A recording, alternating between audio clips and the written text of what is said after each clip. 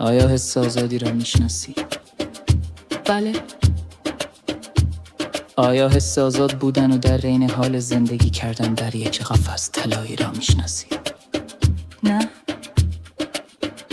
پس بگذار به تو بگویم، بگذار به تو بگویم دوست من، که تو هیچگاه به اندازه کافی خوششانس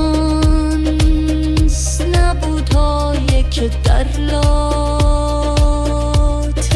برنده شوی.